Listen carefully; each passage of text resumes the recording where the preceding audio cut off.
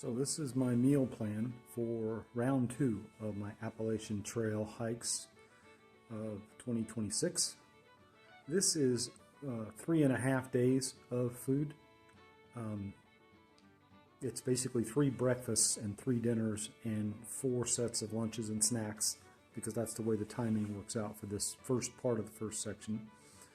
The meals for the other week or so of hiking are the same, so I'll go through it kind of 1 day's worth of food close up, and then I'll put the calorie counts and fat counts up here. It's a little bit less calories and a little bit less fat than on the last round, because I came home with 2+ days of food at the end of my 2-week hike on each of the sections, so I was packing too much food. I'll put a calorie count up here in the end and a fat count, but I think it's roughly this time, instead of being 2,500 to 3,000 like it was last time, I think this time around I'm about 2,000 to 2,200 calories, something like that, with a big emphasis on getting a fair amount of protein and fat in the diet. So here goes 1 day at a time. So my day will start with the protein powder and instant coffee mix, a Quest bar, and 2 of those Paleo Valley meat sticks, and that's roughly 800 or so calories. And then for each day's snacks, I'm going to have in the morning, and I could do these in whatever order, but I'm going to have Canyon Crack, which my friend Late Start turned me on to, and a Paleo Valley meat stick, and a Bar You Eat, a coffee pecan bar. And then for lunch, I'm going to have 1/2 of a Meals to Go bar, which is about 300 calories, and then another Bar You Can Eat. And then I'm bringing some electrolytes along for use throughout the day. I'm bringing 3 elements per day. That might be too many, but I'd rather have too many than to run low on electrolytes. And then the other part of my daily snacks, which I can eat in whatever order, are going to be 4 of these mini Archers. I've come to like the mini Archers because they fit in the hip pocket really well, but also, since they're not very big, they're pretty easy to eat as a quick snack along the way, and I think they're about 30 calories. So they're just enough to kind of keep you moving, but not enough to bother the digestive system if you just snack them and then keep hiking. And then for the 3 dinner meals, I've got Star-Kissed Premium White Chicken and some Mike's Mighty Good Ramen in 3 different flavors. And along with the Mike's Mighty Good Ramen, I'll include 3 small packets of organic non-GMO olive oil. And so that comes out to be, I don't know, 800, maybe 900 calories for dinner. I'll sum up all of the calories for one of these days worth of food and put it up here in text on the screen. But basically this is 1, 2, 3 days worth of breakfast, and then up at the top, 3 days worth of dinners. And then the meals to go I split in half, so that's basically 2 days lunches and snacks right there, and then this is another 2 days lunches and snacks right here. Like I said, I've got basically this same meal plan in place for the second half of this section hike, and those have already been mailed to 2 different hostels along the route as regular general post, so they should be there in plenty of time. But I'll let you know, especially when I get done, how well this meal plan worked out. This same basic meals worked out okay on my last trip, except I just had too much stuff. So I was carrying food I didn't need and didn't end up eating, which was annoying, basically. I've also learned that the Quest bars are really good. There's a lot of protein in them. Like each one of these little Quest bars has 20 grams of protein and only 3 grams net grams of carbs, almost no sugar. But they're kind of heavy. That is, they're dense. So if I eat them on hiking, I can kind of get a little bit of an upset stomach. I'm going to eat them in the morning. I might even just eat half of one, and then I'll have another half of it as like a second breakfast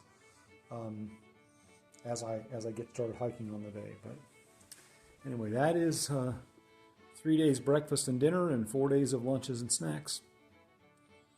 And, I've identified the hostels we're going to stop at and the resupply points, and even got Late Start's got some family in the area, so we have some trail angel magic coming to us this time around. So this ought to be a pretty fun hike. I'm really looking forward to it. Especially I'm looking forward to really getting to go out on trail and hike with a friend. I've hiked with some strangers recently, here and there for a day or so, and that was nice to have some company on trail, but it's always better to, I enjoy it more when I can go hiking with somebody who I know a little bit. So actually one other thing, one of my subscribers asked me how in the world I get all this stuff packed into the backpack. And that was a good question because it looks like a lot of food. It actually packs down into a bear sack reasonably well, but I have decided I'm going to put this in my sack and then do a video about how I stuff my pack full of stuff. Just for that one subscriber and a couple of other folks who have asked. I've gotten it down to where it fits in there pretty well, so I'm actually kind of proud of the fact that I have finally, after a year and a half, learned how to pack my backpack. Okay, now I have packed up the 4 days worth of food. It's really 3.5 days, but it goes into 4 bags because of when I'll use it.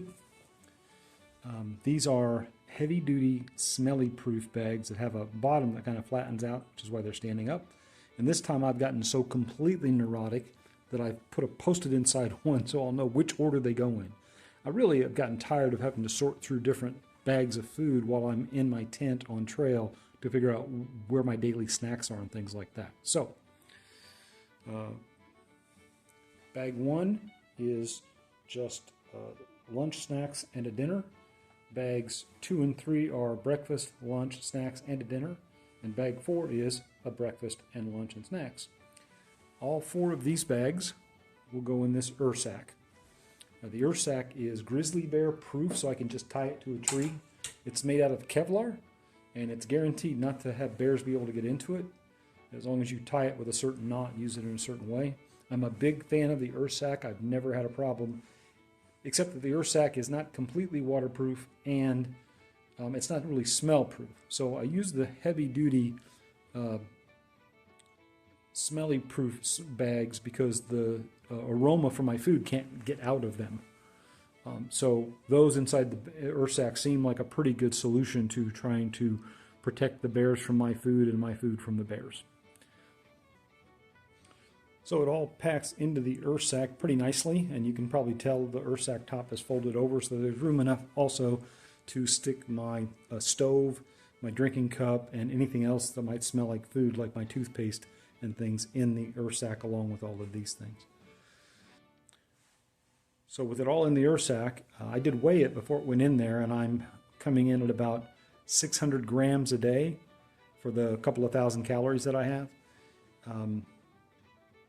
which is pretty good. That's down 100 grams a day from my last setup, which is about the right amount of food I wanted to take out. That does make my fully loaded pack with this 3.5 days of food in it is probably going to come in, along with 2 liters of water, at about 27 pounds fully loaded, which is very good. I'm really, really happy with that. Obviously, I drink a liter of water in the first 5 miles, and I eat a pound of that food in the first day. So by the end of day 1, I'll be down to 25 pounds probably. I can hike for a long time with my backpack and weighing in at 25 pounds with food and water in it.